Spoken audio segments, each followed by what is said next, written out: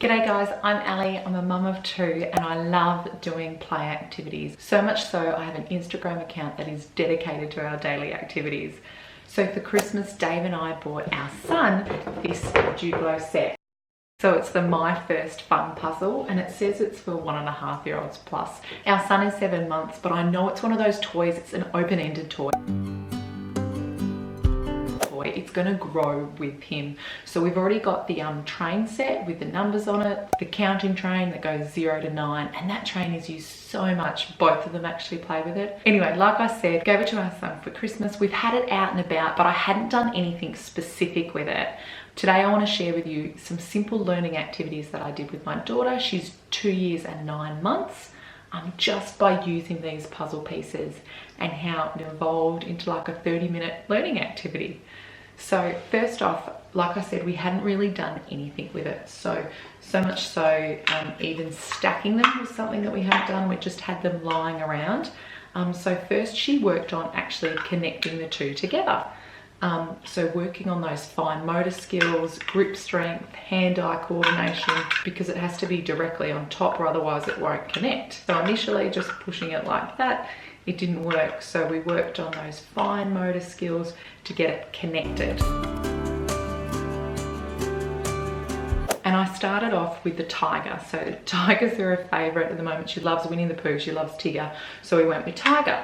So I broke them up and said, you know, here's his feet, body, head. How does it go? And then I did some. So head goes on the body, that goes on the feet. Then I'd separate them and then just put them in front of her. And then she wanted to do this all the while my son is just crawling all over me. That's mum life, isn't it, with 2 kids?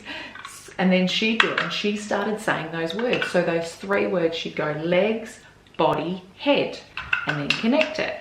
It's like, oh, okay. So once she'd mastered that connecting the DUPLO to each other, then we added in another one. So I did the crocodile, being completely different colors, and I separated those and put all 6 of them, and I put all 6 of them on the floor for her, and then she connected them like I just showed you.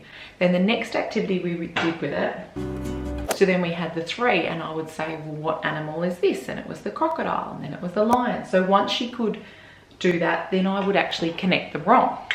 So I'd put the feet and the body like that and put them down. And then I'd connect them wrong. So different pieces, facing the wrong way, just facing opposite ways. And then I'd put these down and she'd connect them back to how they were meant to be. And each time she'd say head, body, feet for the crocodile. Once she'd mastered doing that, I thought, why not add another one? So we'd go with the next one. So we went in zebra, and I'd separate that and I'd talk about its different parts as well. And then I'd put them back down on the floor so that we had all the 3 different ones. And then she'd start connecting them. And I ended up going through all of them. So by the end, we had all 5 down on the floor, not connected, and she'd connect them all together. So I was pretty excited by this because, like I said, we went from right at the start not even being able to connect the DUPLO, like just, to then being able to connect it and then being able to identify what body parts it was and if it was mixed up, like I said. And then I mixed up all 5 and connected them all wrong, and she would take them apart and put them all right. Okay, so then after we'd done that a few times, this is just in our dining room, we're on the floor and it's just on a chair, so it was nothing kind of fancy. I put all the animals up.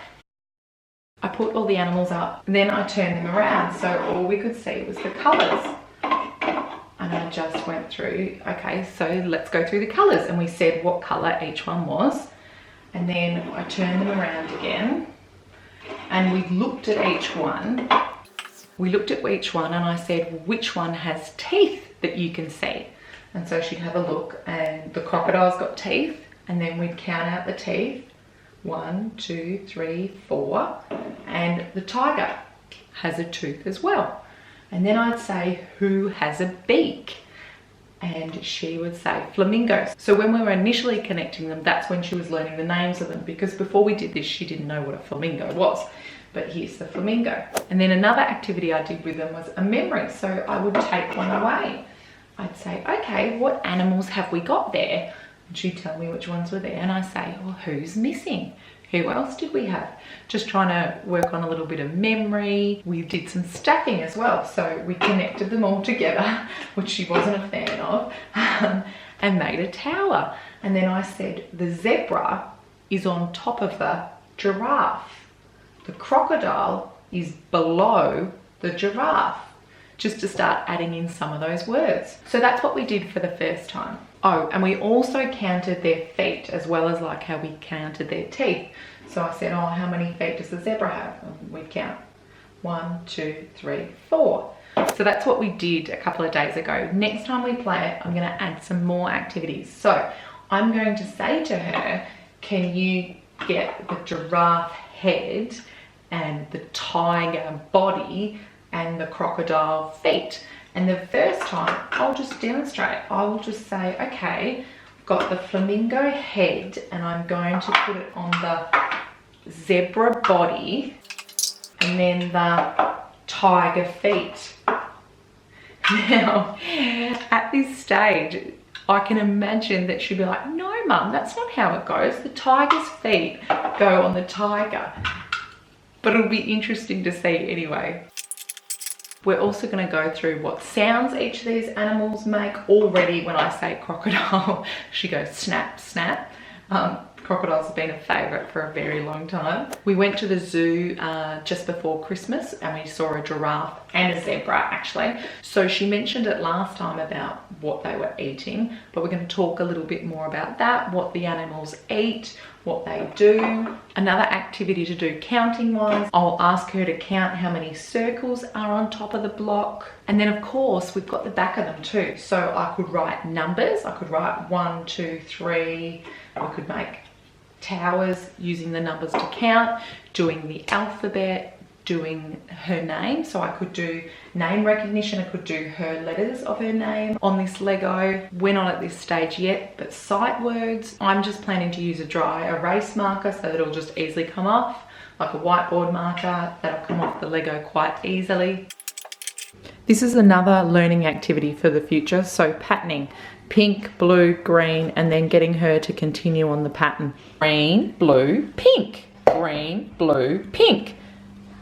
Green, blue, pink. And because it's summer here at the moment, we've used these just with water to do some water scooping. So outside I just put water, some no tears bubble bath, separated all these blocks so they were just singular blocks, put it into the bubbles, gave her a ladle to scoop up each block, and that was a really good challenge, scooping up against the side of the underbed storage tray. It's a cheap one that I use a lot for sensory play. That's it, grab with your hand, well done. Scooping out each animal and then connecting it all together.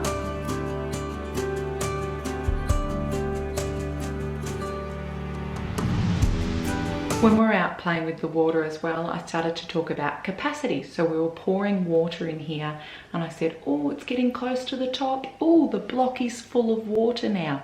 Just starting those conversations, starting those early math skills. The other way I'm going to use these is making a small world. So using the crocodile into some pretend water. So whether I use material or even some blue rice, and then putting the zebra and the giraffe on some grass. So whether that's green material or green paper. There's so many great options that we can do with our kids with these inexpensive Lego. And like I said, we've already got the train so we can build on it. So of course with these, making towers, building houses, whatever they want to do. But there's definitely some activities. These puzzle pieces can definitely be used as learning activities as well. If you like this video, please let me know in the comments below. I love sharing these ideas and it's such a supportive community. If you enjoyed this video, you might also enjoy these ones here.